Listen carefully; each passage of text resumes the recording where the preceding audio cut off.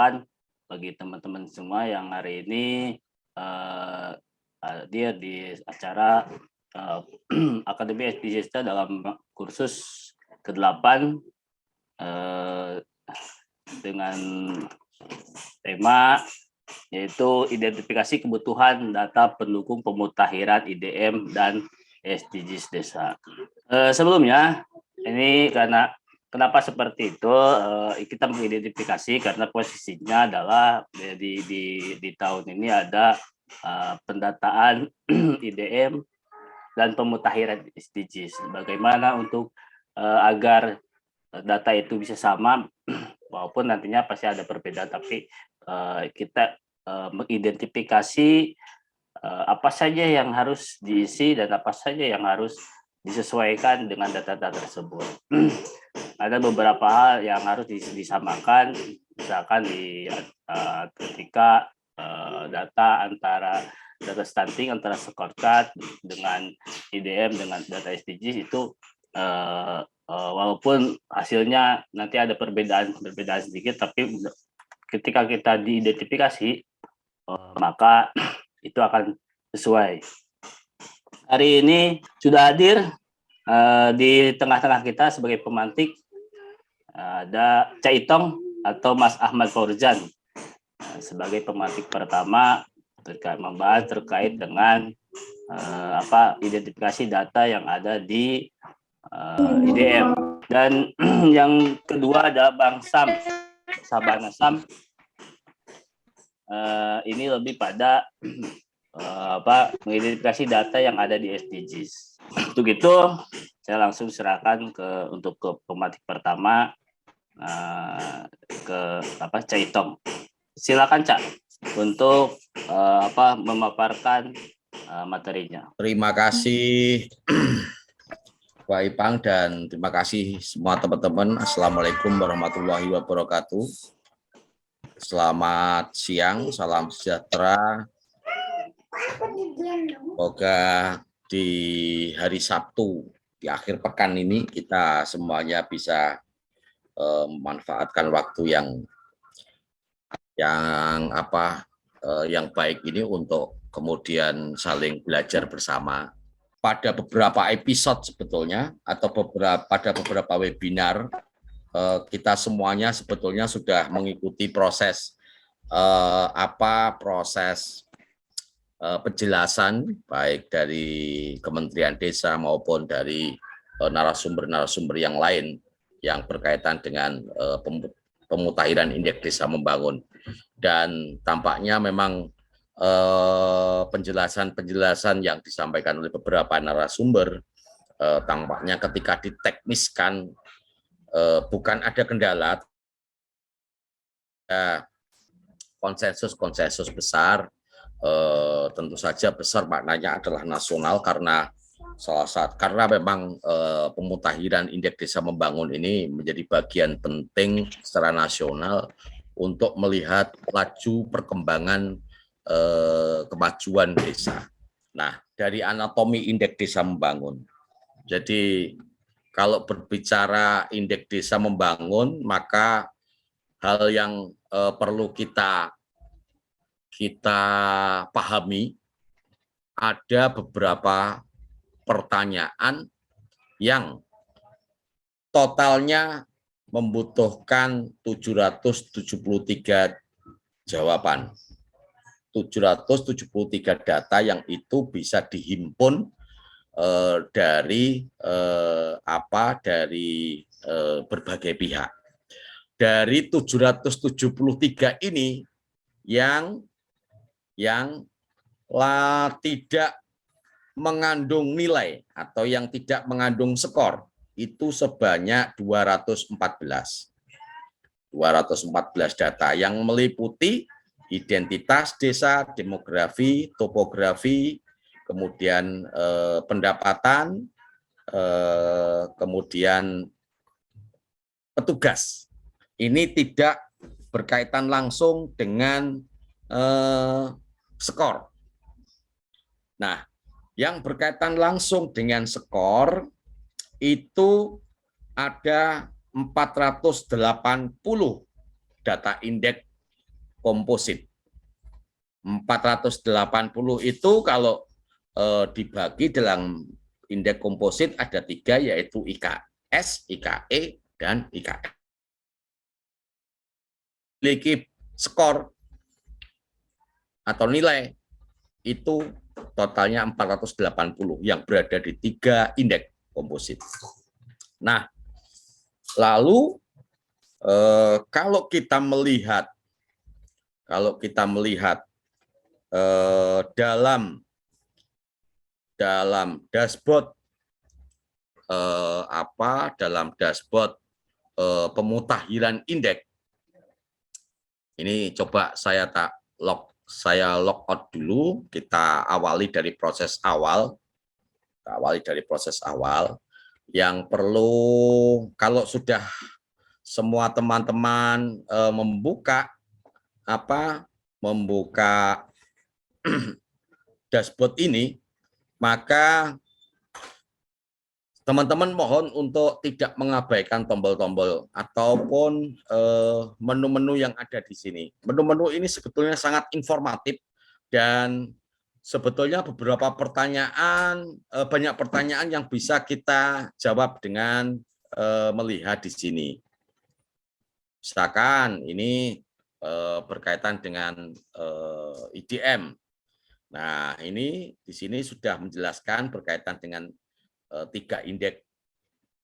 Lalu kemudian ada juga YouTube yang berkaitan dengan pemutakhiran IDM. Lalu kemudian sosialisasi, ini sosialisasi mulai tahun 2016 yang muncul sampai tahun 2021, belum terupdate informasi sosialisasi tahun 2022. Lalu kemudian publikasi, ini menu yang cukup informatif, teman-teman. Tentu saja utamanya berkaitan dengan tata cara melakukan pemutakhiran, sudah ada manual book-nya. Sehingga nanti manual book ini bisa membantu kita semuanya. Masuk ada SOP-nya, Lalu kemudian regulasi, menu regulasi ini tampaknya belum terupdate, sehingga yang muncul adalah regulasi yang berkaitan dengan pemberian penghargaan terakhir tahun 2021. Nah, lalu di sini teman-teman ada simbol baterai. Ini ranking. Simbol baterai ini kalau kita tekan, maka menunjukkan progres pemutakhiran IDM. Hingga saat ini sudah banyak desa-desa yang melakukan pemutakhiran. Contoh misalkan ini. Nah, ranking tertinggi hingga saat ini diduduki oleh Desa Ngroto, Kecamatan Pujon, Kabupaten Malang saat ini, yaitu 0,9832. Lalu yang kedua juga dari Desa Sumber Sekar, Kecamatan Dau, Kabupaten Malang juga. Skornya 0,98110. Jadi teman-teman kalau kepingin desanya menduduki ranking 1, misalkan tingkat nasional, mesti harus melihat ini. Para pendekar prajawara-jawara ini. Nah, berarti kalau kepingin untuk saat ini, kalau misalkan ada desa di wilayah dampingan kawan-kawan ingin ranking 1, ya tentu saja harus di atas Ngroto. Harus di atas Desa Ngroto, Kecamatan Pujon. Nah, itu yang berkaitan dengan simbol baterai. Lalu kemudian ini adalah hasil rekomendasinya. Secara nasional, hasil rekomendasi yang sudah diinputkan oleh petugas-petugas pemutakhiran sudah muncul juga. Ini secara nasional di Aceh kebutuhannya ini, rekomendasinya sudah muncul. Nah, yang super prioritas di Aceh ada 189, yang prioritas 73 desa, yang terpenuhi 14 desa. Artinya teman-teman, kalau menu ini kita manfaatkan untuk mempelajari indeks desa membangun, sebetulnya sudah cukup, dan sangat aplikasi ini sangat up to date itu real time begitu ya, real time, sehingga ketika ada teman-teman dari desa, petugas desa melakukan submit terhadap data yang diinput, kemudian diverifikasi sampai jenjang-jenjang di atasnya, maka secara otomatis rekomendasinya sudah langsung muncul, Nah, sekarang kita coba untuk login, teman-teman. Saya coba pergunakan login menggunakan username yang ada di Kabupaten Jember 3509. Misalkan saya ambil satu desa di Kabupaten Jember, misalkan ini 2003 misalkan 2003. Oke. Lalu passwordnya jangan lupa kecil semua ke IDM, lalu tanda penghubung Kemendesa underline 2022. Nah, kalau sudah muncul seperti ini, maka kita bisa memulai melakukan proses fasilitasi terhadap petugas. Itu poksi kawan-kawan PLD. Nah, teman-teman PD di sini adalah mendampingi bagaimana agar teman-teman PLD memiliki pengetahuan yang cukup dalam melakukan pemutakhiran. Nah, di depan kita ada cetak dashboard dan cetak inputan. Lalu kemudian di sini ada juga menu-menu. Nah, ketika teman-teman PLD misalkan akan melakukan pendampingan terhadap petugas desa untuk melakukan penginputan data, apa yang perlu kemudian dilakukan setelah dashboard ini terbuka? Tentu saja maka bisa masuk pada menu kuesioner 2022. Nah, ini menu kuesioner tahun yang lalu yang kemudian sudah dimasukkan di dalam dashboard tahun 2022. Nah, ada beberapa bagian yang tentu saja karena data tahun yang lalu kemudian dimigrasi ke tahun 2022, ada beberapa data yang sudah terisi. Tapi nanti akan ada beberapa data yang perlu diisi lagi.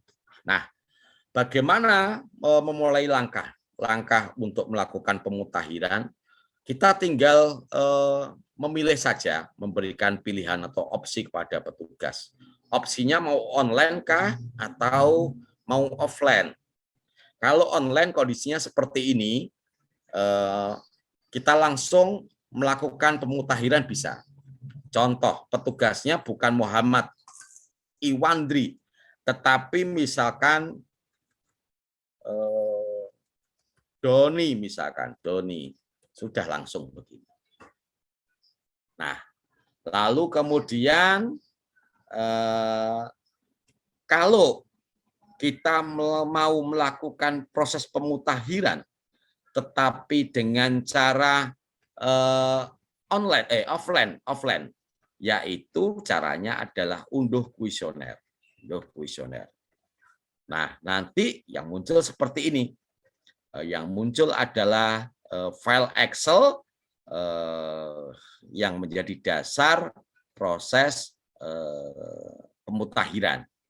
Jadi ada dua pilihan, mau online atau mau offline. Oke, hari ini kita coba misalkan karena kita sedang belajar untuk mengurangi risiko bersama, kita coba menggunakan yang offline saja. Menggunakan yang offline saja, biar tidak berdampak. Kalau menggunakan yang online nanti berdampak pada data-data yang sudah tersedia. Nah, Anda misalkan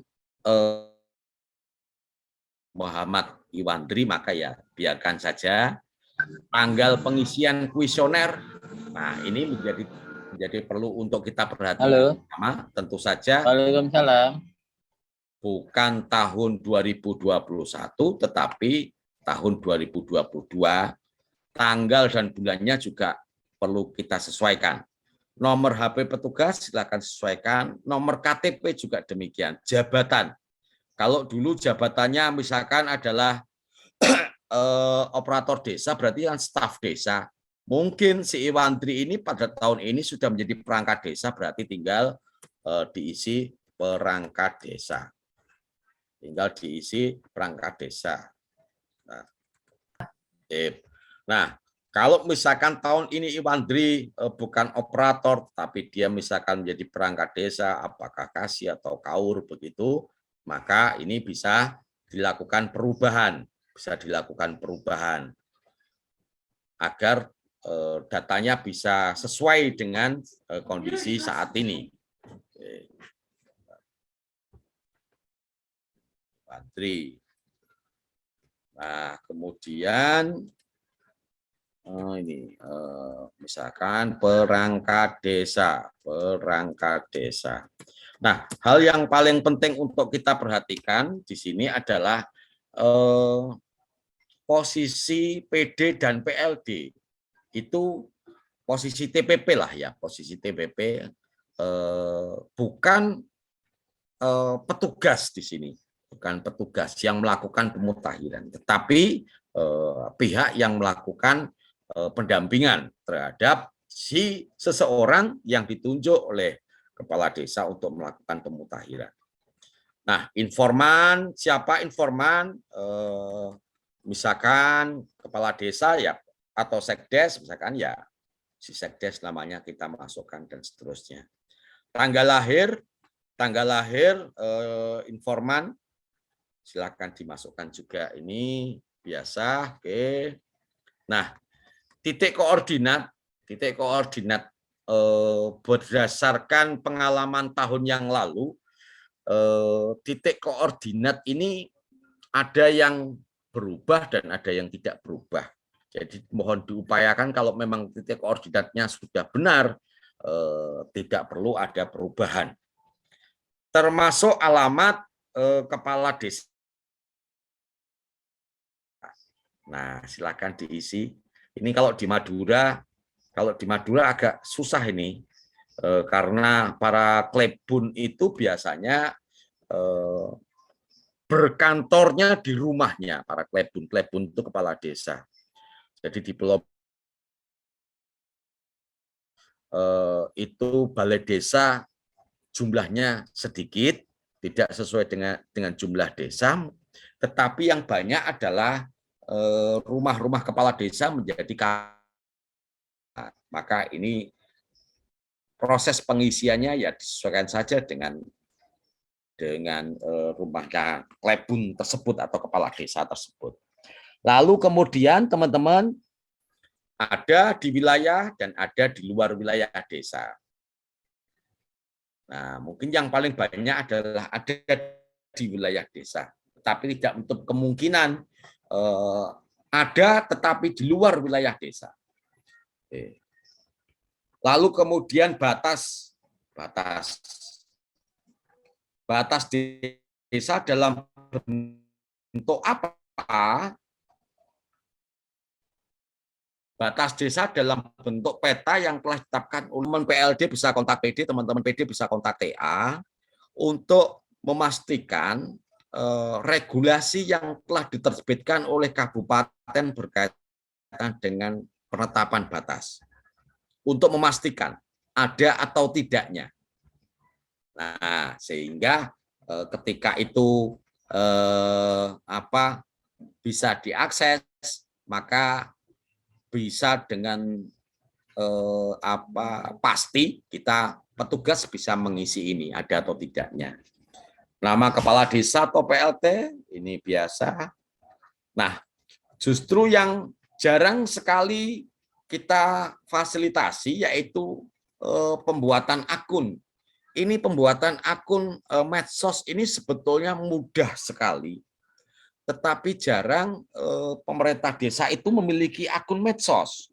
Akun medsos.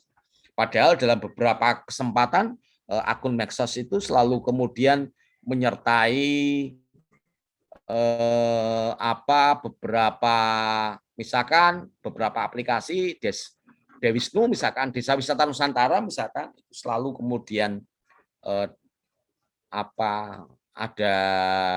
ada menu yang bisa dimanfaatkan oleh pemerintah desa untuk kemudian memasukkan. Kalau kita lihat di tampilan ini, alamat email sudah alamat pemerintah desa, tetapi alamat Facebooknya, akun Facebooknya bukan milik pemerintah desa, kelihatannya adalah nama individu. Lalu Instagramnya sudah pemerintah desa, lalu Twitternya masih individu. Nah, ini yang paling penting yang perlu kemudian kita fasilitasi, TPP bisa fasilitasi pembuatan akun-akun medsos tadi itu. Termasuk alamat web desa jika desa tersebut sudah sudah memiliki web desa. Silakan diisikan. Pendidikan terakhir kepala desa lama. Nah, lama ini ditulis dengan satuan tahun dan bulan. Jadi kalau tahun 2021 itu 1 tahun 7 bulan, pada saat pemutahirannya misalkan dilakukan di Mei tahun 2021, tentu saja pada saat hari ini, yaitu tanggal 19 Maret, bukan 1,7 tahun, 1 tahun 7 bulan, tetapi sudah 2 tahun sekian bulan. Nah, ini yang perlu kemudian kita jika tidak ada tidak sekolah lagi atau tidak kuliah lagi, maka pendidikan terakhir masih tetap menggunakan pendidikan di tahun-tahun yang lalu. Bisa S3, S2, S1 atau D3 dan seterusnya ke bawah. Lalu lama masa jabatan Sekdes ini satuannya adalah tahun dan bulan. Contoh yang ada di dalam layar ini, teman-teman semuanya, datanya ada, kalau kita baca ini kan 4 tahun. Berapa bulannya kan tidak ketemu. 4 tahun, berapa bulannya tidak ketemu. Nah, itu di tahun 2021. Misalkan di tahun ini menjadi 5 tahun, 2 bulan misalkan, 5 tahun 2 bulan, maka begini penulisannya. 5 tahun 2 bulan. Nah, lalu Sekdes ini pilihannya, kalau Sekdes ini biasanya tidak banyak, mesti 1 begitu, tidak ada Sekdes lebih dari 1. Oh, ini berkaitan dengan jenis kelamin, mohon maaf, jenis kelamin. Sekdes, KAUR, dan seterusnya. Nah, ini sebetulnya data-data ini data-data yang tidak mengandung skor, tidak bermuatan skor, tetapi adalah data yang sifatnya informasi. Nah, ini misalkan TPPKK itu jumlahnya dihuni oleh perempuan, kepengurusannya dihuni oleh perempuan. Pertanyaannya adalah apabila di desa ada anggota PKK yang berjenis kelamin laki, bagaimana? Ya dimasukkan saja di sini, misalkan yang berjenis kelamin laki adalah 2, misalkan 2, silakan dimasukkan. Nah, karena tidak menutup kemungkinan kepengurusan PKK itu tidak sekedar perempuan tapi laki juga. Lalu kepala dusun sama pengisiannya berapa laki perempuan, RT RW sama. Oke. Nah, itu berkaitan dengan data yang berkaitan dengan profil profil pemerintahan di desa. Lalu kemudian kedua adalah data geografi, topografi, dan sebagainya. Nah, ini mudah sebetulnya misalkan ini. Cuman memang perlu dipastikan apakah betul luasannya 639. Nah, luasan ini ditemukan di mana? Ini yang paling penting. Luasan ini, data 639 itu ditemukan di mana? Misalkan ini ditemukan di profil desa, misalkan. Ini profil desa, ditemukan di profil desa. Profil desa. Profil desa, lalu ditemukan lagi di dokumen RPJMDes, misalkan. Nah, pastikan bahwasanya data 639 ini juga terdapat di dalam peraturan bupati yang berkaitan dengan penetapan batas-batas desa di desa tersebut. Nah, jadi bisa perbuk, misalkan perbuk, atau perda, misalkan perda. Oke. Nah, jadi rujukannya data 639 itu sebetulnya ada di sini, ada di dua regulasi ini. Ada di dua regulasi ini. Jadi kalau kita berbicara identifikasi pemenuhan data, 639 ini harus selaras dengan batas-batas desa. Batas-batas desa yang dituangkan salah satunya adalah peta desa, itu ditetapkan oleh bupati, penetapannya bisa melalui peraturan bupati atau peraturan di daerah. Nah, termasuk hutan desa berapa luasnya? Oke, kalau ini tidak ada persoalan, ini mudah sekali sebetulnya, teman-teman.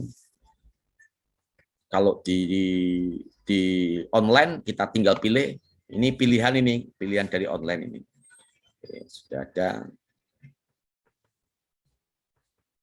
Terus ini berkaitan dengan pertambangan, perkebunan milik pemerintah ataukah milik swasta atau tidak.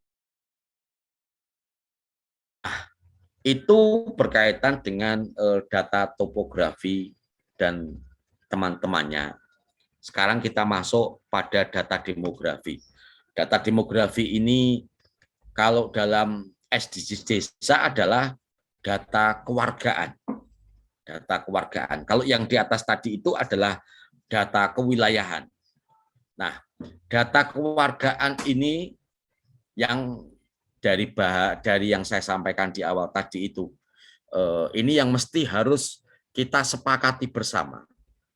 Apakah yang dimaksud, yang diinputkan dalam data ini adalah data pada saat hasil pemutahiran SDGs desa yang telah dituangkan dalam berita acara musyawarah desa khusus berkaitan dengan penetapan hasil SDGs, ataukah mengambil data-data di luar pendataan SDGs. Ini yang mesti harus kita temukan solusinya. Tetapi dalam diskusi hari ini, kita cukup untuk mengidentifikasi dulu. Nah, ini di kuesioner 210 yang ditanyakan berapa jumlah penduduk laki, berapa perempuan, berapa pendatang, berapa penduduk pergi.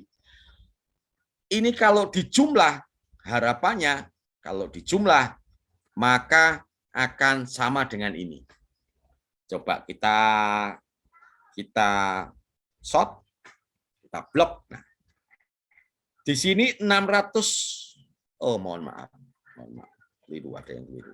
Nah, ini yang ada 16.621 jumlah penduduk yang laki, perempuan, terus kemudian penduduk pendatang, totalnya 16.621.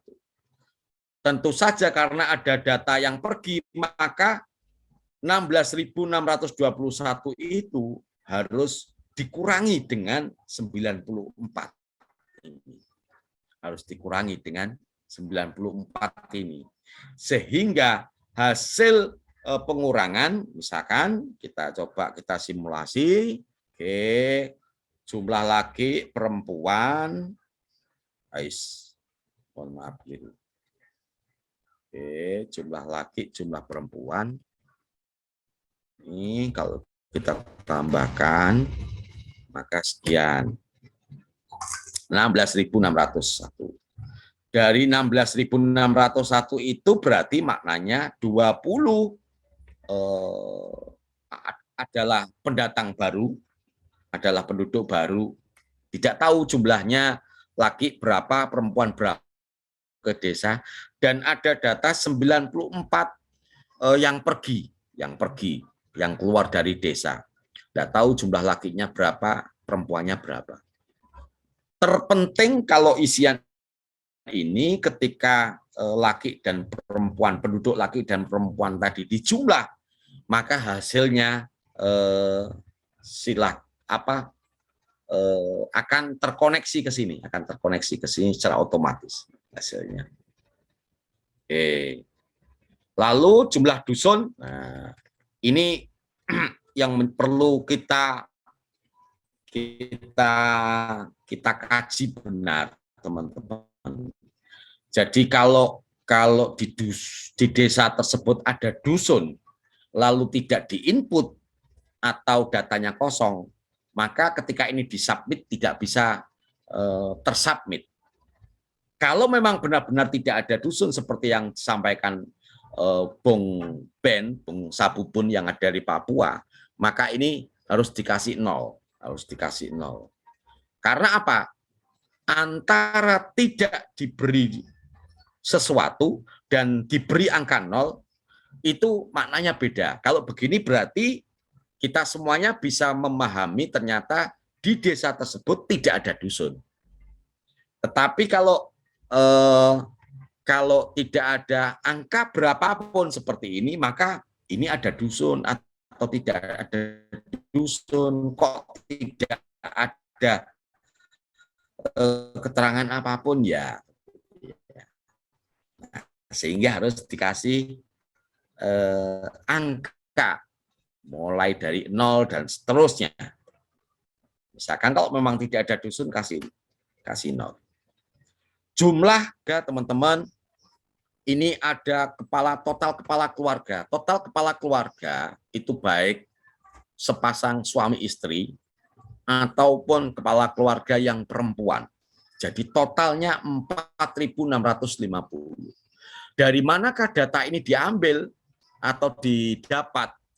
Nah, bisa jadi seperti tadi, data ini didapat dari hasil pemutahiran, misalkan hasil pendataan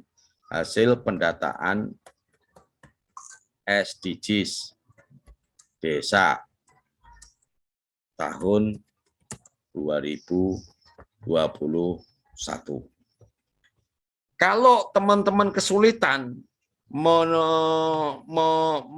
memilah berapakah jumlah kepala keluarga, berapakah jumlah kepala keluarga perempuan, misalkan. Kalau kesulitan memilah, maka memilah dari mana maksud saya adalah memilah dari hasil pendataan.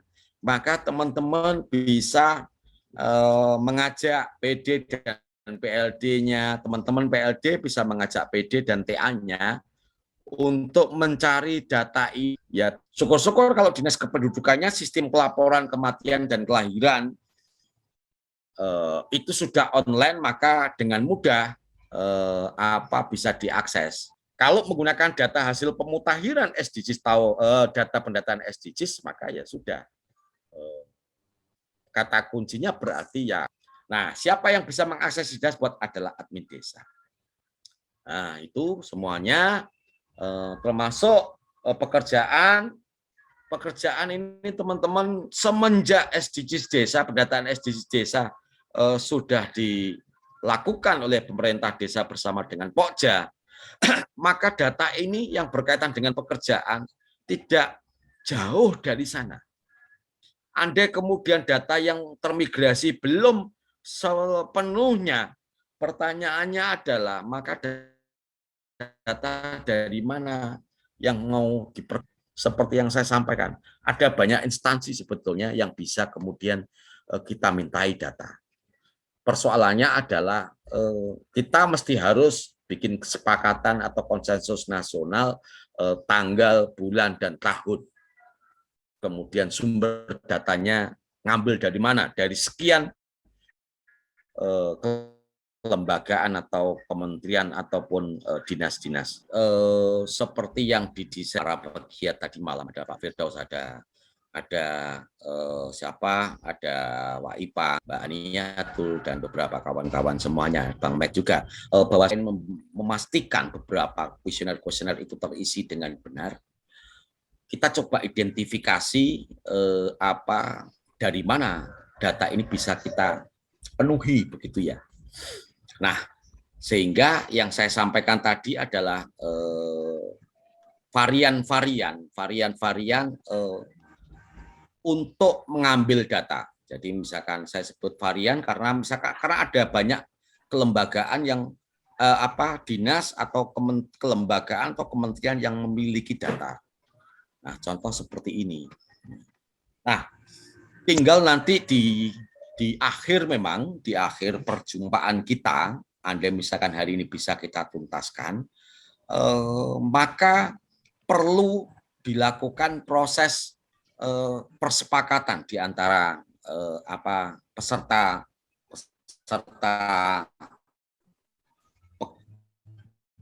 kursus 8 ini mau diambil dari mana, sehingga pemerintah desa seperti tadi yang disampaikan tidak mengalami kesulitan karena itu juga berbeda hasil, lalu berbeda segmen yang didata juga berbeda pula berbeda pula output datanya, sehingga memang desain pembicaraan kita hari ini seperti itu. Nah, ini satu masukan, berarti hari ini sudah kita temukan ada kerumitan kalau kita menggunakan data yang variatif atau yang dipenuhi dengan opsi-opsi. Jadi kita bebaskan desa untuk mengambil data dari mana, cuma kerangkanya kalau mencari data berkaitan dengan misalkan anak kurang dari 1 tahun misalkan. Ini misalkan ambilnya di bidan misalkan, di bidan. Kan bisa di bidan juga. Lalu selain itu bisa di hasil pendataan SDGs desa. Lalu bisa juga ngambil datanya mana lagi ya? 0 sampai 1, kurang dari 1 tahun. Posyandu. Posyandu, kumpulan dari posyandu itu berarti. Karena biasanya bidan itu ada dalam satu desa, bidannya bisa lebih dari 1 yang membawai beberapa dusun. Lalu kemudian ada EHDW. Kalau EHDW-nya difungsikan atau sudah berjalan. Lalu dari mana lagi ya? Selain dari ini, mungkin dari bisa... Apa Pak? Dari Prodeskel. Misalkan dari Prodeskel. Ya. Prodeskel itu kepanjangannya adalah Profil Desa dan Kelurahan. Profil Desa dan Kelurahan. Kalau ini kita short, kita blok teman-teman semuanya, maka jumlah penduduk kita ketemu 16.601. Ini berarti harus sama dengan total penduduk laki. Nah, ini total penduduk harus sama. Nah, tentu saja kalau melihat ini maka sebetulnya perlu cermat kita untuk kemudian mendeteksi apakah jumlah total penduduk ini sama dengan berdasarkan struktur usia tadi. Nah, kalau menggunakan pivot table yang disampaikan Pak Agus, insya Allah nanti akan sama, kemungkinan besar akan sama. Nah, ini pekerjaan. Nah, acuan yang bisa data yang bisa jadikan acuan adalah data yang mana tampaknya ini kalau kita menggunakan untuk menginput data ini adalah SDGs desa ini sebetulnya hasil pendataan kemarin. Cuma ada problem-problem teknis yang kemudian tidak bisa sehingga menyebabkan kita tidak bisa mengakses. Ini berdasarkan profesi pekerjaan. Nah, hal yang banyak terjadi adalah ini. Ini yang berdasarkan pekerjaan nih, seperti yang saya sampaikan tadi. Ini ada penduduk di luar desa, kemudian oleh bupati ditetapkan melalui SK pengangkatan bidan misalkan. Si bidan diangkat di desa A, asal dia di desa B. Dia setiap hari bolak-balik dari rumahnya di desa A ke desa dari desa B ke dari desa B ke desa A. Terus begitu. Tidak pernah menetap misalnya. Pertanyaannya adalah sama seperti sampaikan Mbak Dini tadi, apakah dia harus dimasukkan di sini? Padahal dia bukan penduduk sini. Maka jawabannya adalah kalau dia tidak menetap, namanya tidak menetap meskipun profesinya di situ, maka ya tidak bisa dimasukkan sebagai penduduk yang berprofesi bidan. Nah, ini nanti akan dimasukkan oleh penduduk yang asal bidan tersebut. Nah, terkecuali kalau misalkan bidan itu dari desa A ditugaskan ke desa B oleh bupati, lalu kemudian di desa B, di situ kemudian ada Polindes, di Polindes itu ada rumah dinas, dan selama bekerja di desa B itu dia menetap di sana. Ini yang perlu kemudian kita simpulkan nanti, apakah ini bagian dari penduduk pendatang ataukah bukan. Jadi saya mengalami keterbatasan pengetahuan yang berkaitan dengan pendudukan pendatang. Sehingga nanti teman-teman yang lain bisa menambahkan. Nah, ini juga ada penafsiran ini, ada beberapa penafsiran yang berkaitan dengan jumlah pendatang, jumlah warga penyandang berkebutuhan khusus. Apakah ODGJ itu termasuk warga penyandang kebutuhan khusus kira-kira? Jadi ada beberapa kawan PLD di tahun 2021 kemarin itu menanyakan apakah orang dengan gangguan jiwa itu termasuk penyandang berkebutuhan khusus ataukah tidak. Nah, ini yang perlu kemudian juga kita simpulkan, karena ada beberapa terminologi atau beberapa kosakata yang berkaitan dengan penyandang berkebutuhan khusus yang kalau diterjemahkan itu nyaris bisa disebut dengan gangguan jiwa. Nah, pengetahuan khusus berkaitan dengan ini memang perlu ada sesi tersendiri. Nah, yang ini kita masuk ketiga. Ini sudah masuk pada indeks komposit. Nah, ini berkaitan dengan scoring. Jadi di indeks komposit itu ada IKS, IKE, dan IKL. Nah, di situ sebetulnya memotret data kewilayahan, data kewargaan, dan data layanan untuk warga. Contoh yang ini data layanan untuk warga ini, data layanan semuanya. Nah, kemarin sempat beredar dari mana kita tembak meteran atau jarak ini di dalam SOP. Tidak tersebut dari mana pastinya, karena di dalam SOP adalah yang muncul adalah, mohon dikoreksi kalau saya salah, yang muncul adalah dari kantor desa atau tempat keramaian berkaitan dengan jarak. Nah, tetapi ada sudah ada kebiasaan menghitung ini dari pusat pemerintahan desa, yaitu balai desa. Nah, maka kalau dari pemerintah desa, ada beberapa desa-desa, kalau misalkan di Jawa Timur itu di Pulau Madura, ada Bangkalan, ada Sampang, yang balai desanya atau kantor tidak memiliki kantor desa. Tetapi mereka biasa menggunakan rumahnya kepala desa atau rumahnya klebun untuk dijadikan kantor. Berarti setiap 6 tahun sekali maksimal itu ada proses perubahan. Jadi kalau kepala desanya misalkan hari ini saya, berarti ya menembaknya dari rumah saya kalau di Sampang Bangkalan.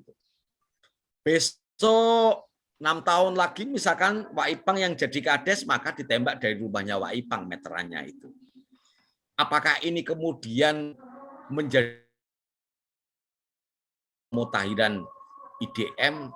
Saya pikir model apapun kearifan lokalnya tetap harus ada standarisasi. Nah, ini yang paling penting sehingga dari pertemuan hari ini nanti bisa menyimpulkan. Ini berkaitan dengan layanan terhadap sasaran, layanan semuanya. Nah, ada ini yang juga sekarang bisnis obat dalam bentuk pembuatan apotik itu kan semakin banyak, sehingga tampaknya ini juga perlu ada update. Lalu ketersediaan tenaga kesehatan juga demikian. Berkaitan dengan layanan. Nah, yang untuk kabupaten saya di Kabupaten Jember tahun ini yang berkaitan dengan Poskesdes mengalami penurunan. Karena apa? Poskesdes, Polindes di kabupaten kami di tahun 2019 itu dirombak menjadi pustu. Nah, ada kerugian sebetulnya secara politis bagi pemerintah desa ketika Polindesnya atau Poskesdesnya kemudian dirombak menjadi pustu. Lalu kemudian secara berkaitan dengan layanan sebetulnya ada perbedaan juga antara Polindes, Poskesdes dengan pustu. Karena begitu Polindes, Poskesdes, Ponkesdes di kabupaten kami sekitar 19 Polindes itu diubah menjadi pustu, maka desa tidak memiliki kewenangan untuk mengelola pustu tadi, karena pustu adalah puskesmas pembantu yang itu kewenangannya ada di OPD, Dinas Kesehatan. Nah, banyak persoalan yang mengitari perubahan status itu karena sebagian besar Polindes, Poskesdes berada di tanah milik desa. Oke, ini berkaitan dengan layanan. Terus, nah yang ini berkaitan dengan kepesertaan. BPJS ini sudah sangat nyambung sekali semuanya kuesioner ini dengan SDGs desa. Sangat nyambung. Tinggal kita mau mengambil datanya dari mana misalkan. Jumlah warga yang terdaftar menjadi peserta BPJS Kesehatan misalkan yang ini. Ini datanya 16.005. Artinya kalau kita kurangi dengan jumlah penduduk yang 16.600 sekian, berarti tinggal sedikit tadi itu yang tidak memiliki BPJS. Pertanyaannya adalah apakah data ini memang benar-benar sudah tersinkron dengan data hasil pendataan SDGs? Kalau misalkan tidak tersinkron, pertanyaan kedua, karena apa?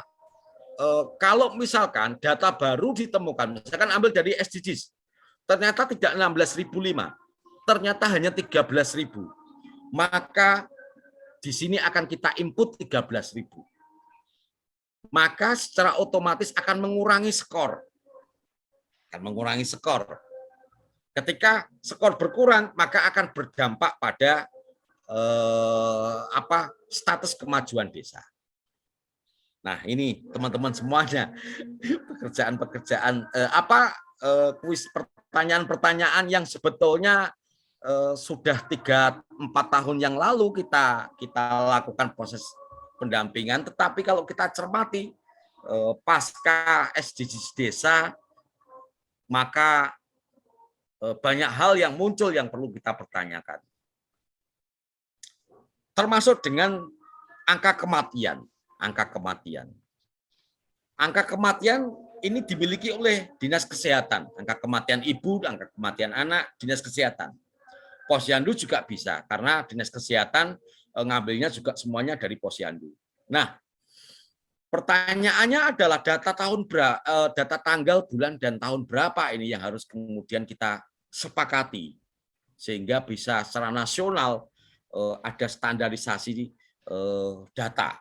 Ini yang perlu kita temukan nanti di akhir pertemuan kita hari ini. Oke, saya hanya menunjukkan beberapa hal yang menjadi stressing ya, untuk kemudian kita sampaikan rumusan-rumusan dari pertemuan hari ini. 1000 HPK. 1000 HPK ini datanya tidak dikenal di dalam di Dinas Kesehatan. Juga tidak begitu familiar di DP3AKB. Tetapi mereka memiliki data itu, cuman nanti perlu yang sampaikan Pak Agus tadi itu, perlu kemudian kita filter. Sehingga ketemu, oh ini anak, oh ini untuk 1000 HPK, oh ini bukan. Karena berbicara 1000 HPK, batas maksimalnya adalah sampai usia 23 bulan. Nah, data 23 bulan itu pun juga masih bisa kita pertanyakan. Apakah 23 bulan lebih dari misalkan 10 hari itu bisa masuk 1000 HPK ataukah tidak bisa masuk? Untuk memberikan kesimpulan pada konteks ini, misalkan jumlah anak 0 sampai 23 bulan. Karena 23 bulan kan bisa lewat berapa hari ya. Sampai misalkan 0,23 bulan. Kalau dihitung di tahun kabisat, di bulan Februari, ini maknanya kalau tidak sampai pada hari, maka kita akan kesulitan. Sehingga di dalam EHDW atau di dalam 23 bulan ini biasanya disimpulkan adalah di bawah 2 tahun. Berarti anak usia 23 bulan lewat beberapa hari, pokoknya belum happy birthday to you yang kedua, itu berarti masih masuk di sini. Nah, datanya dari mana? Banyak sebetulnya yang memiliki data ini. Tinggal waktunya saja, kita mau cut off pada tanggal berapa. Utamanya kalau misalkan pemutahiran IDM itu dilakukan hari ini, data ini akan mengalami pertanyaan dari dinas. Mas, Mbak, data yang dibutuhkan, apakah data tahun 2021 tanggal 31 Desember, ataukah data hasil bulan timbang? Kalau data hasil bulan timbang Februari tahun 2022 untuk dimasukkan ke sini, maka mari ini menjadi usulan yang harus kita sampaikan pada Kementerian Desa. Terus begitu teman-teman semuanya, ini juga sama, butuh ada ketegasan, data cut off kapan, karena dampaknya di sini, pada konvergensi. Andai data yang dimasukkan berkaitan dengan 1000 HPK tadi itu, termasuk status gizinya, menggunakan tanggal 31 Desember tahun 2021, maka prosentase ini akan nyambung pada 2 data. Satu, data EHDW, scorecard. Yang kedua adalah data OMSPAN. Apa kelebihan dan kekurangannya jika itu sama? Tentu saja kelebihannya adalah, oh ternyata ada data yang sama. Tetapi kalau misalkan datanya tidak sama tingkat konvergensinya, maka perlu ada penjelasan. Oh, data ini diambilkan per apa? Nah, itu mungkin teman-teman yang perlu kita temukan untuk kemudian merumuskan. Sekali lagi, kita perlu merumuskan. Sehingga kita bantu Kementerian Desa nanti untuk kemudian memutuskan, memberikan SOP yang benar-benar benar-benar rigid, benar-benar rigid. Nah, dan yang lain berkaitan dengan air minum aman. Air minum aman ada di dalam EHDW, ada di dalam konteks 5 paket layanan konvergensi pencegahan stunting. Tetapi juga menjadi indikator pada konteks ketahanan pangan ternyata. Nah, ini yang perlu kemudian ada keselarasan. Dan banyak sebetulnya atau berlebihan lah ya, berlebihan lah mungkin saya mengajak semuanya untuk kemudian mengambil berpartisipasi untuk memikirkan ini. Tetapi memang di lapangan pasca SDGs desa itu karena semuanya berbasis SDGs nih, data babonnya, data induknya. Terus begitu. Nah, itu mungkin teman-teman yang bisa saya sampaikan pada acara hari ini. Mohon maaf ini tampaknya juga tidak bisa sesuai dengan ekspektasi tadi malam atau tidak sesuai dengan harapan tadi malam. Kita bisa rigid pada IKS, IKE, dan IKL, tapi bisa kita garis bawahi sebetulnya bahwasanya pertemuan hari ini bisa kita manfaatkan bersama dengan Pak Ketua nanti, karena nanti juga akan bisa dipandu oleh Pak Ketua untuk kemudian ada rekomendasi-rekomendasi yang bisa kemudian tidak multitafsir, tetapi benar-benar sudah bisa mengguiden. Itu Pak Ipang yang bisa saya sampaikan. Terima kasih. Oke, terima kasih Kak Itong atas waktunya. Mungkin tadi ada beberapa yang pasti kita bahas. Posisinya ini ketika mengidentifikasi data IDM dan data SDGs itu datanya dari mana sih diambilnya gitu kan. Jadi ketika mengisi IDM itu tidak tembak data, misalkan jumlah penduduk.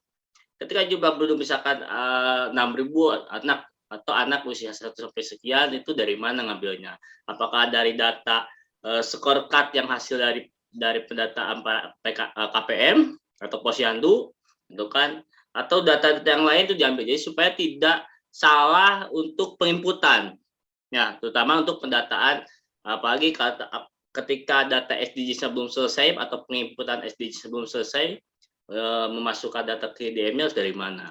Karena kita hari ini agendanya ada dua pemantik tadi dari Kak Caitong dari segi IDM-nya. Nah, yang kita kedua ini dari segi SDGs desanya. Sudah ada Bang Sahbana Sam. Kita membaca data dari SDGs-nya. Selamat siang Bang Sam. Selamat siang, Pak. Oke. Silakan Bang Sam. Terima kasih, Wak Ipang. Selamat pagi menjelang siang, semangat pagi untuk teman-teman TPP dan salam sehat untuk kita semua. Saya lanjutkan. Jadi kalau kita mencermati apa yang diamanatkan di tahun ini pada bulan Maret ini, kita sudah menerima informasi terkait dengan pemutaran IDM. Di tanggal 1 Maret kemarin. Nah, ini misalnya terkait dengan data, saya coba lihat arsip yang lama, tahun kemarin ya. Misalnya nih, ini udah kelihatan Pak. Ini data IDM tahun 2021 di salah satu nagari dampingan kita. Ya. Misalnya, karena kan IDM itu berbicara 3 indeks komposit ya. Nah, indeks komposit sosial itu salah satu dimensinya adalah kesehatan. Nah, ada skor, ada nilai, ini lumayan tinggi, dan ada perangkat indikator atau kalau kita indikator sasaran misalnya gitu ya, kalau di SDGs, ada pelayanan kesehatan, ada kemudian masyarakat, ada jaminan kesehatan, ada skor juga di sini, ya, ada nilai. Nah, ini kan yang mau kita mutakhirkan di tahun ini ya, kan ini kan tahun kemarin. Misalnya terkait dengan indikator per item di akses pelayanan kesehatan misalnya. Kalau di SDGs desa itu dikenal dengan istilah unmet need ya. admin need pelayanan. Jadi teman-teman nanti kita lihat di SDGs Desa 3 itu. Nah, ada indikator jarak yang diukur dan ada indikator ketersediaan tenaga kesehatan. Nah, ini so far tidak ada masalah soal jarak ya. Soal jarak itu kan seperti disampaikan oleh Caiton tadi, pengukurannya mau dari mana? Mau dari kantor kepala desa, dari pasar, pusat keramaian, atau dari titik mana? Yang seringkali dilakukan, dijadikan titik ukur itu adalah kantor kepala desa. Nah, tahun kemarin data ini menunjukkan, gitu ya, walaupun dia secara eksisten 100% sudah di angka 1, gitu ya, sudah tinggi, tapi ini kan kaitannya bukan kewenangannya pusat ya, ini kewenangannya provinsi, kabupaten, dan desa, misalnya soal jarak. Nah, tahun ini tentu akan kita mutakhirkan kembali jarak, soal jarak misalnya. Jarak ini kalau dia terlalu jauh misalnya, tentu intervensi yang bisa dilakukan oleh pemerintah desa, kalau ini menjadi kewenangannya desa, gitu ya, terkait dengan sarana kesehatan dalam bentuk polindes, maka desa bisa membangun polindes, gitu ya, di daerah yang terlalu jauh sih akses sarana prasarana bidang kesehatan itu kepada masyarakat yang terujung atau terluar. Nah,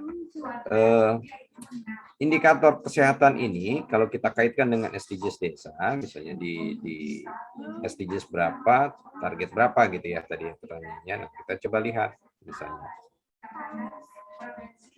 Ini kalau langsung bisa nggak kelihatan, Wak? Enggak ya? Kelihatan nggak, Wak, yang SDGs-nya, Wak? Nggak kelihatan. Oh, harus keluar dulu ya. Ya. Stop share dulu. Nah, untuk indikator SDGs, teman-teman, misalnya. Nah, ini dashboard ya. Berkebetulan saja Pasaman Barat itu di awal kebijakan pendataan SDGs kita belum melakukan di bulan Maret, April, Mei itu. Kita masih tahap sosialisasi, penyadaran, pemahaman, sehingga ini masuk ke RKP, merubah RKP, dan baru kita berjalan di bulan Juni ya. Di satu sisi itu yang kondisinya, di sisi lain kita bersyukur karena ternyata datanya bisa masuk dan ini bisa tergambar.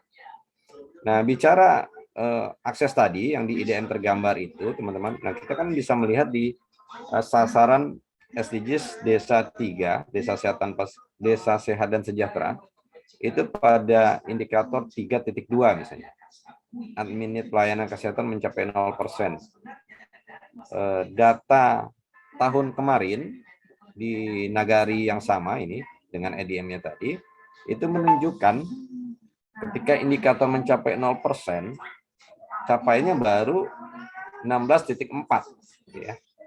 16.4% dengan data existing tahun 2021 itu 1.473 jiwa itu masih membutuhkan akses terkait dengan sarana pelayanan kesehatan yang mungkin jaraknya jauh, gitu ya.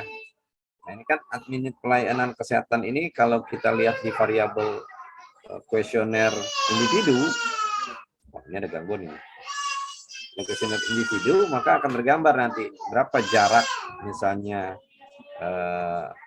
puskesmas, rumah sakit, gitu ya, sampai toko obat. Admin pelayanan ini bicaranya ketika masyarakat itu sakit dan membutuhkan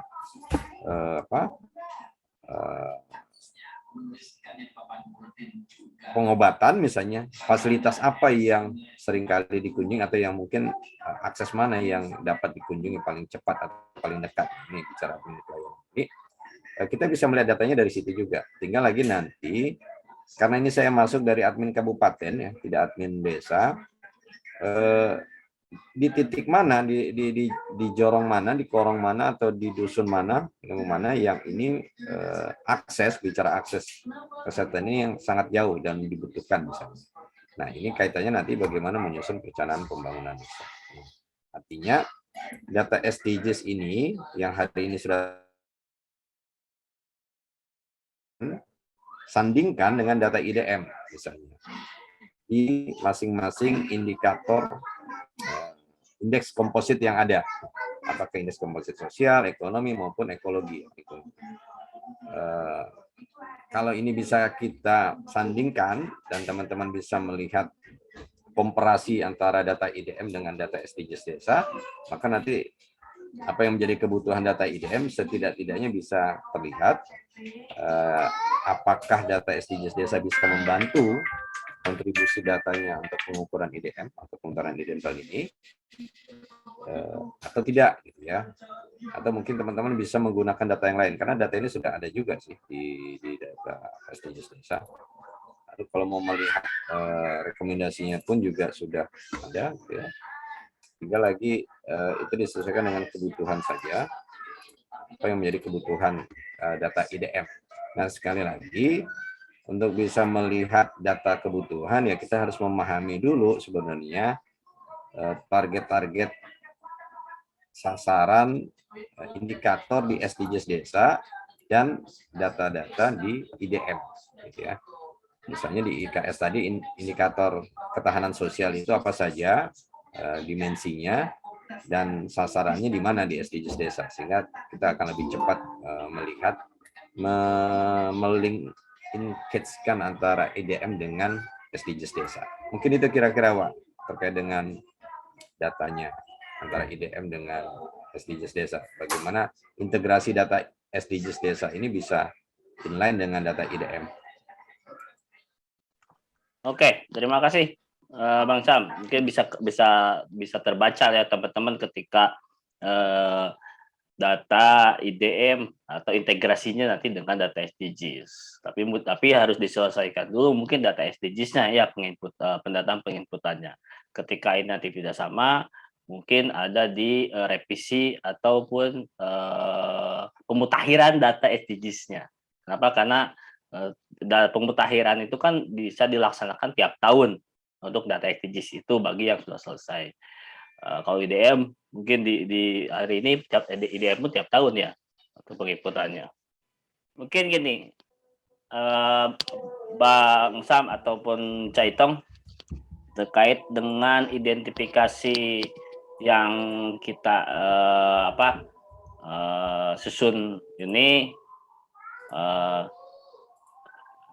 terkait dengan data kan, bagaimana menyamakan data antara IDM dengan data SDGs gitu.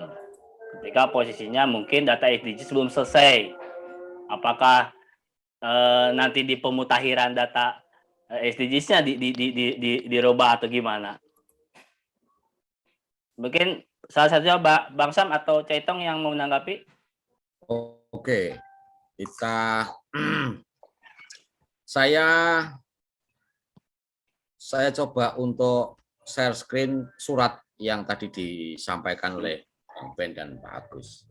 Suratnya dari Kementerian Desa langsung tertuju kepada Gubernur, DPMD, Bapeda, Bupati.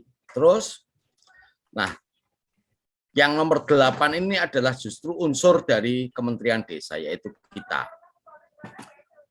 Surat ini jelas harapannya ketika diterbitkan tertujunya kepada nomor 1 dan 7 dan 6 ini harapannya adalah mereka memiliki kemauan untuk salah satunya adalah fasilitasi berkaitan dengan data.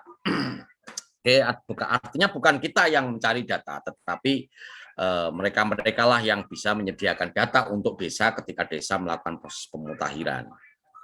Lalu kemudian data diambilkan dari mana? Data sebetulnya bisa diambilkan salah satunya ketika kita mengalami kendala berkaitan dengan proses migrasi data SDGs adalah dari beberapa kementerian atau beberapa dinas. Misalkan data berkaitan dengan identitas desa sudah ada di desa, no problem berarti ini. Lalu data APBDes, belanja data aset juga ada di desa. Data jumlah penduduk dapat dibantu Dinas Dukcapil Kabupaten dan SDGs Desa. Dan SDGs Desa itu tentu saja ketika proses pendataan tahun 2021 yaitu pendataan awal itu sudah tuntas. Bagaimana kemudian jika belum tuntas, apakah ini menjadi temuan? Kan perlakuannya harus sama juga dengan kegiatan infrastruktur, misalkan bikin drainase tapi tidak selesai. Misalkan. Apakah mau diperlakukan seperti itu? Lalu kemudian data pencemaran bisa dibantu oleh Dinas Lingkungan Hidup, data bencana BPBD, data kesetayaan BPJS, dibantu oleh BPJS, data konvergensi stunting, Dinas Kesehatan, Bidan, Puskesmas, data IHDW atau data posyandu, data PAUD dapat dibantu oleh PAUD, data kemiskinan desa dapat dibantu oleh Dinas Sosial dan yang lainnya. Sehingga pada pertemuan hari ini proses pemenuhan data ketika sudah bisa kita identifikasi pihak-pihak mana yang bisa kita libatkan dalam memenuhi data. Dari Sabang sampai Merauke mestinya tentu ada pola yang sama, data yang yang bisa diperbantukan ini data milik siapa begitu. Kemudian timingnya, cut off-nya adalah cut off kapan begitu. Sehingga nanti mungkin IDM ini mendekati data yang sempurna begitu ya. Bukan berarti kemudian harus ada data yang sama, bukan.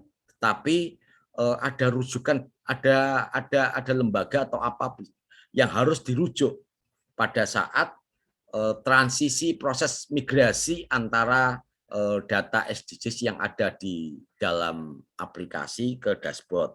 Yang kedua, transisi ketika pendataan awal ini masih belum tuntas. Itu mungkin Pak Ipang yang bisa saya manfaatkan untuk mengisi waktu Pak Sabana. Terima kasih. Oke, terima kasih Caitong.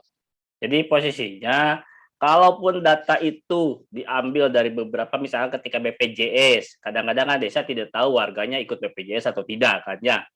Maka di sini harus menghubungi dinas atau BPJS kan ya, pihak BPJS. Ada berapa orang, berapa kakak yang ikut BPJS di desa A misalkan. Berarti harus konfirmasi dulu ke BPJS, ya kantor BPJS. Yang kedua misalkan ketika ada terkait dengan stunting, karena stunting ini kan di IDM muncul kan ya, datanya di SDGs pun muncul, terus di KPM pun dengan data scorecard-nya muncul.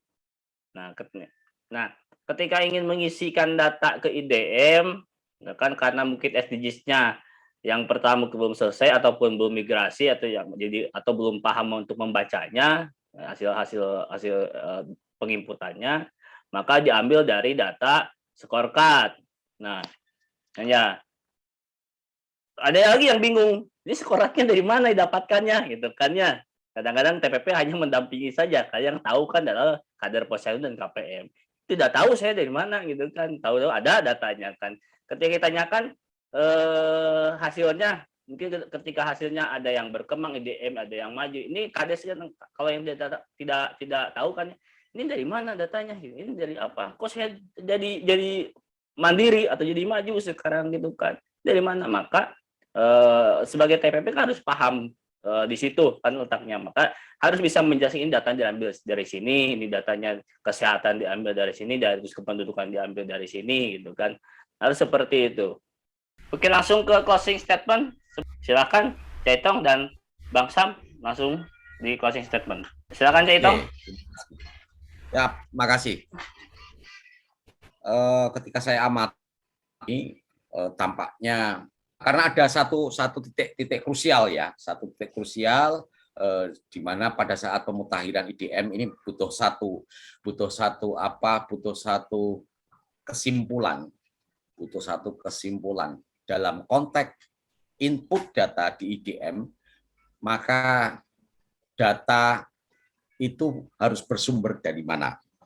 Nah, sehingga tidak tahu nanti apakah kemudian akan bisa kita running diskusi ini, tapi paling tidak ketika itu menjadi problem di lapangan bisa kemudian mampu meringankan problem-problem yang terjadi di lapangan. Yang keterlibatan pemerintah atau birokrasi itu satu keniscayaan, karena dalam surat pun juga sudah tertuang kepada gubernur hingga sampai dengan DPMD kabupaten ataupun bupati, kota wali kota untuk terlibat di dalam proses pemutahiran, sehingga posisi kita adalah posisi pendampingan, sehingga tidak sampai pada wilayah-wilayah pengambilan keputusan. Nah, agar pada saat proses pendampingan ini bisa kemudian mendekati kesempurnaan, maka salah satunya perlu ketersediaan data. Dan data itu penyedianya siapa ini? Data cut off tanggal, bulan, dan tahun berapa, kemudian siapa penyedianya, dan tentu saja ini menjadi bagian dari proses pendampingan teman-teman di level TA kabupaten, karena kalau misalkan disepakati diambilkan dari semua OPD, maka kata kuncinya adalah perlu ada komunikasi antara TA dengan dengan DPMD agar kemudian tersusun data dan data bisa di-drop ke desa. Kedua, kalau misalkan data itu basisnya SDGs, apakah kemudian totalitas menggunakan data SDGs desa atau parsial, hanya sebagian-sebagian saja. Ini penting juga karena kondisi di lapangan ternyata banyak yang belum selesai. Belum selesai, pertanyaannya ada dua. Satu, sudah selesai pada tataran pendataan menggunakan hard copy atau pemberkasan, tetapi belum sampai di-upload pada aplikasi maupun dashboard SDGs, ataukah memang belum selesai melakukan pendataan. Nah, ini problem tersendiri yang mesti saling mengkait dengan dengan proses pemutahiran. Mungkin itu yang bisa saya sampaikan kepada semua teman-teman, sehingga harapan kami yang kita diskusikan hari ini bisa memberikan gambaran baik kepada teman-teman TPP maupun kepada Kementerian Desa. Begitu, Pak. Terima kasih. Oke, terima kasih. Zaitong, langsung ke Bang Sam. Jadi kalau kita kaitkan dengan topik diskusi kita di Sabtu ini, Pak, kalau memang bagaimana basis data IDM itu bisa bersumber dari data SDGs desa atau data PODES gitu ya. Ya tentu step yang mesti dilakukan oleh kita selaku TPP adalah memastikan data itu ada atau tidak sumber datanya ya. Jadi saya selalu atau kita selalu menyarankan pemerintah desa maupun teman-teman di level desa itu untuk duduk bersama dulu. Jadi seperti yang ada di petunjuk di manual book itu, ini disosialisasikan dulu gitu. Pemutahiran ini jangan langsung action gitu ya, langsung buka web, langsung input, tidak. Tapi data tahun 2021 itu idealnya dipaparkan dulu, gitu ya, lalu ditelisik lebih jauh apa kebutuhan datanya dan dari mana data ini bisa kita peroleh gitu ya. Nah, sumber-sumber datanya juga menjadi penting. Apakah data itu ada di level desa atau di desa itu sendiri, misalnya kalau menurut Pak Gus ada di PODES misalnya, atau ada di SDGs desa, atau mungkin ada di UPT yang ada di lingkungan kecamatan, sekitar kecamatan gitu ya. Sehingga ketika operator di level desa itu akan menginput datanya, maka datanya itu sendiri sudah tersedia. Jangan sampai kemudian datanya dikosongkan, lalu kegiatannya dipending, lanjutkan lagi nanti cari data gitu. Jadi memang harus dibuat timeline-nya dengan baik. Berapa waktu yang dibutuhkan untuk menyiapkan data dan kapan ini bisa dituntaskan pendataannya, sehingga hasilnya pun nanti dibahas dan dimusyawarahkan di tingkat desa gitu ya. Karena kalau kita pahami Permendes 16 tahun 2019 teman-teman, salah satu musyawarah desa itu terkait dengan perencanaan. Nah, bicara perencanaan adalah bicara data desa. Ya. Nah, tentu hasil pemutaran IDM ini juga mestinya atau idealnya itu dibahas di tingkat pemerintahan desa. Ada keterlibatan BPD di situ dan keterlibatan pemerintah desa. Jangan hanya dilepaskan kepada pemerintah desa. Nah, terkait dengan indikator, saya pikir ini mesti menjadi catatan kita bersama, Cak, karena memang ada tambahan, teman-teman, ada tambahan kuesioner yang juga membutuhkan pemahaman agar ketika kita memfasilitasi pemerintah desa, kita bisa dengan percaya diri gitu ya, menjelaskan, memfasilitasi sehingga tidak menimbulkan multitafsir. Data SDGs desa itu bisa dikunyah-kunyah, apakah datanya nanti bisa digunakan untuk input data IDM atau tidak, itu kembali lagi ke akurasi dan validitas desa, data SDGs desa. Semoga data SDGs desa ini bisa membantu pemutaran data IDM dari ketersediaan data itu sendiri. Mungkin itu, dan terima kasih atas perhatian kita semua. Kami mengucapkan terima kasih banyak atas perhatian kawan-kawan. Ya, saya kembalikan ke Pak Ipang. Terima kasih Bang Sam, terima kasih Cak Itong, terima kasih buat teman-teman semua. Mohon maaf hari ini kalau apabila ada yang banyak kekurangannya, terus juga dari segi tadi yang mungkin seperti yang teman-teman belum terjawab. Insya Allah di lain waktu kita lanjut kembali, dan jangan lupa tetap like, share, subscribe, link kegiatan bisnis di channel YouTube. Itu aja, terima kasih semuanya. Mohon maaf atas kekurangan. Bila fisabil haq. Wassalamualaikum